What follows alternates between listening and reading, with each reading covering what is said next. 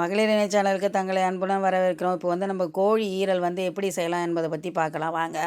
அதுக்கு நம்ம வந்து தேவையான அளவு கோழி ஈரல் வாங்கிக்கின்னு அதில் வந்து மஞ்சத்தூளை போட்டுட்டு நல்லா வந்து கழுவிக்கணும். மஞ்சள் தூள் போட்டோம்னா அந்த கவுச்சி ஸ்மெல் வந்து அடிக்காது.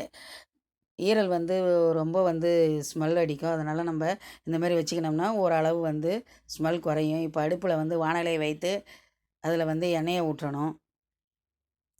எண்ணெயை ஊற்றிட்டு பூண்டு பெருஞ்சீரகம் போட்டு வதக்கணும். வதக்கிட்டு அடுத்தது வெங்காயம் ஒரு 2 வெங்காயம் பொடி பொடியாக அரிஞ்சு அதில் போட்டுக்கணும். அதையும் நல்லா வந்து நம்ம வதக்கிக்கணும்.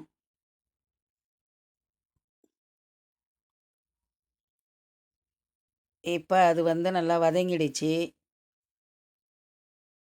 எண்ணெய் பத்தலை, அதனால் இன்னும் கொஞ்சம் எண்ணெய் ஊற்றிக்கிறேன். பெரும்பாலும் நான் எது செஞ்சாலும் எண்ணெய் கம்மியாக தான் செய்வேன். இது கொலஸ்ட்ரால் வந்து கட்டுப்படுத்துறதுக்காக இந்த மாதிரி செய்கிறது. நீங்களும் அதேமாதிரி செஞ்சு பாருங்கள். அடுத்தது தக்காளி வந்து ஒரே ஒரு தக்காளி இந்த மாதிரி பொடி பொடியாக அரிஞ்சு அதில் போட்டுக்கணும். அதையும் வந்து லைட்டாக நம்ம வந்து வதக்கிக்கணும். வெங்காயம் தான் அதிகமாக வதக்கணும். தக்காளி வந்து ரொம்ப வதக்க தேவையில்ல. அடுத்தது புதினா, கொத்தமல்லி, கருவேப்பிலை எல்லாத்தையும் போட்டு நல்லா வதக்கணும்.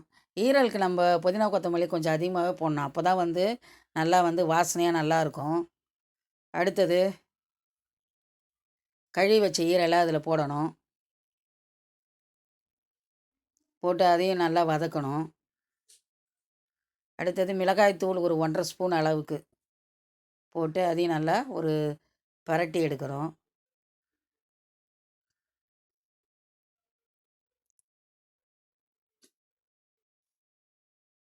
உப்பு கொஞ்சம் தேவையான அளவு போட்டுட்டு அதில் கொஞ்சம் லைட்டாக தண்ணி ஊற்றணும். ஏன்னா ஈரல் வந்து சீக்கிரமாகவே வெந்துடும். அதனால் நம்ம வந்து கொஞ்சம் லைட்டாக அதில் வந்து தண்ணி லைட்டான ஒரு 1/2 டம்ளர் அளவுக்கு. அடுத்தது கரம் மசாலா அதை போட்டு அதை நல்லா கிண்டிக்கணும்.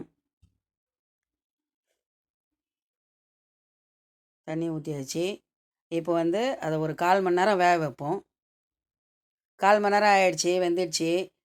இதை செய்து பாருங்கள். மிகவும் சத்துள்ளது இது ஈரல். செய்து பார்த்து கமெண்ட்கள் பதிவிடுங்க. மேலும் மகளிர் இணை சேனலுக்கு சப்ஸ்கிரைப் பண்ணுங்கள், லைக் பண்ணுங்கள், கமெண்ட் பண்ணுங்கள், ஷேர் பண்ணுங்கள். ஆல் பட்டனை கிளிக் பண்ணுங்கள். மேலும்